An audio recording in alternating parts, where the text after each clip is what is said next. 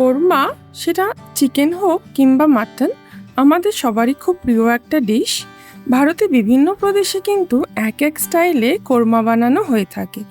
আজ তোমাদের গোলমরিচ দিয়ে দারুণ স্বাদের একটা চিকেন কোরমা বানিয়ে দেখাবো খুব সহজ উপায়। আর সাথে থাকছে সুগন্ধি সাদা পোলাও। চলো দেরি না করে চটপট দেখে নিই রান্নার পদ্ধতি।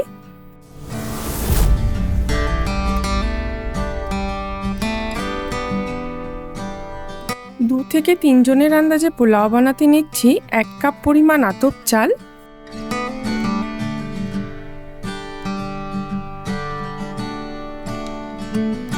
চালটা ভালোভাবে পরিষ্কার করে ঢেলে দিচ্ছি গরম জল।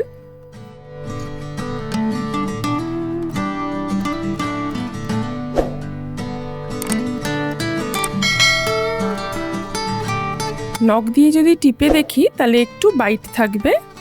আঁচটা বন্ধ করে গরম উনুনের ওপরে আমি 3 মিনিট ঢাকা দিয়ে রেখে দেব। চালটা কিন্তু দেখো এবার পারফেক্ট সেদ্ধ হয়ে গেছে।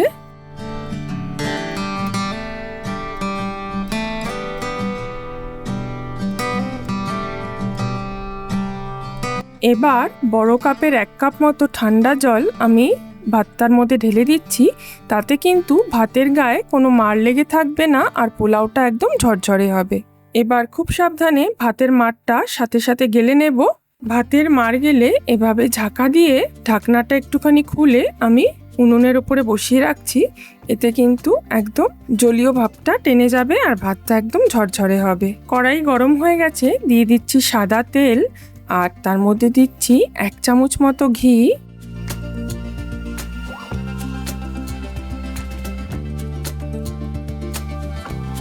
ফোড়নের জন্য দিচ্ছি 2টো তেজপাতা। এবার দেব গোটা গরম মশলা, যার মধ্যে আছে স্টার আনিস, 2টো দারচিনি আর 3টে এলাচ।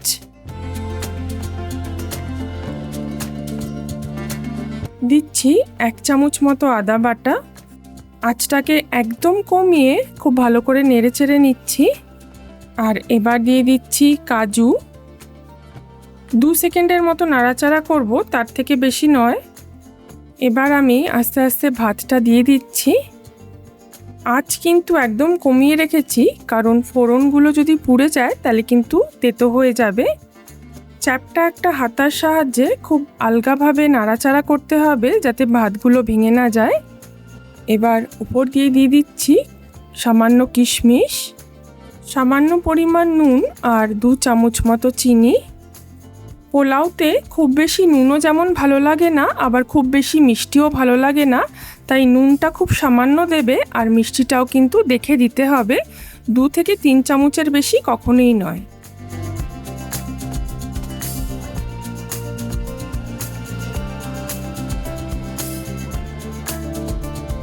নামানোর আগে দিয়ে দিচ্ছি একটুখানি শাহি গরম মশলার গুঁড়ো আর 1 চামচ মতো কেওড়া জল। এবার সামান্য নাড়াচাড়া করে নিলেই কিন্তু সাদা পোলাও আমাদের রেডি।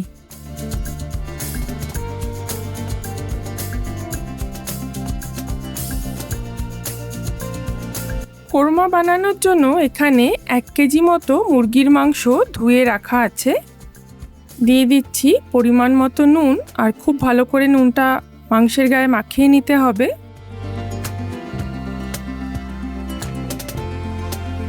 কড়াই গরম হয়ে গেছে, দিয়ে দিচ্ছি পরিমাণ মতো সর্ষের তেল, দিচ্ছি 1 চামচ মতো ঘি,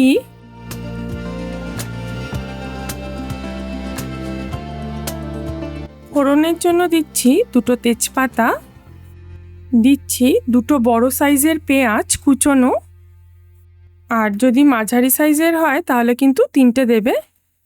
পেঁয়াজটা যতক্ষণে ভাজা হচ্ছে ততক্ষণে বাটা মশলার উপকরণ দেখে নিই। বাটা মশলা তৈরি করতে নিচ্ছি 10 থেকে 12 কোয়া রসুন, 2 টেবিল চামচ ধনে আর 2 টেবিল চামচ গোলমরিচ। গরম মশলাটা আগে থেকে তৈরি করার জন্য নিচ্ছি 10 থেকে 12টা এলাচ, 5 থেকে 6টা লবঙ্গ, 2টো দারচিনি মিক্সিতে বেটে নেব। পেঁয়াজটা হালকা সোনালি ভাজা ভাজা হয়ে গেছে। এবার গোলমরিচ, ধনে আর রসুন বাটাটা দিয়ে খুব ভালো করে নাড়াচাড়া করে নিচ্ছি।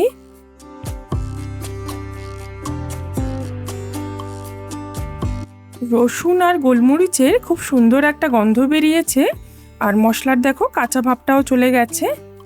এবার চিকেনটাকে ছেড়ে দিচ্ছি।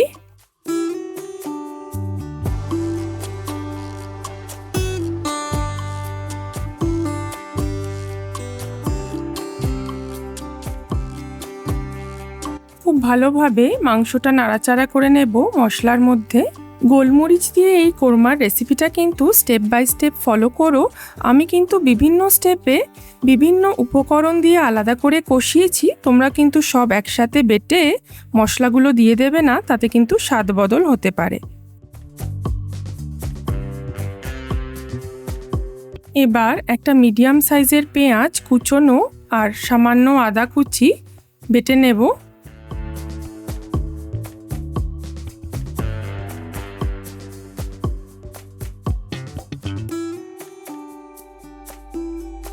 রসুন আর গোলমরিচ দিয়ে কষানো হয়ে গেলে এখন দিয়ে দেব 1 কাপ মতো দই। এবার আঁচ কমিয়ে কিন্তু দইটা দিয়ে খুব ভালোভাবে নাড়াবো।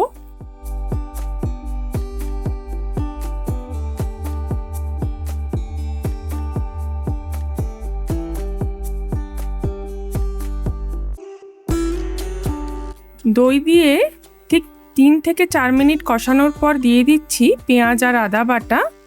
এবার পেঁয়াজ আর আদা বাটাটা দিয়ে খুব ভালোভাবে কষাবো।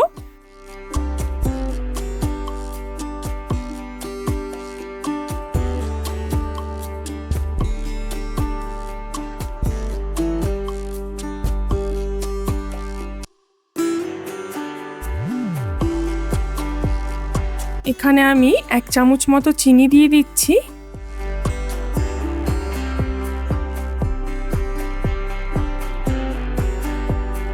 এবার আঁচ কমিয়ে মাংসটা আমি ঢেকে দিচ্ছি আধ ঘন্টার জন্য।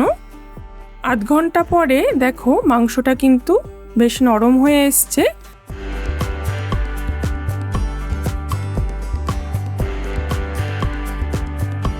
মাংসটা সেদ্ধ হয়ে গেছে, আর এবার নামানোর আগে দিয়ে দেব বেটে রাখা গরম মশলা। আর দেখো খুব সুন্দর তেল ছেড়ে এসছে, কোরমা কিন্তু আমাদের রেডি।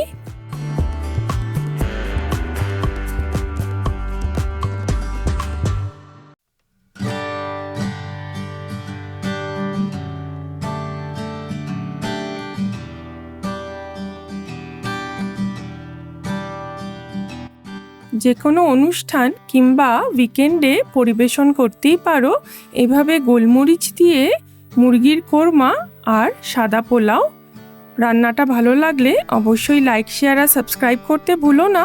আর ততক্ষণে দেখতে থাকো 5 স্পাইস স্টোরিজ।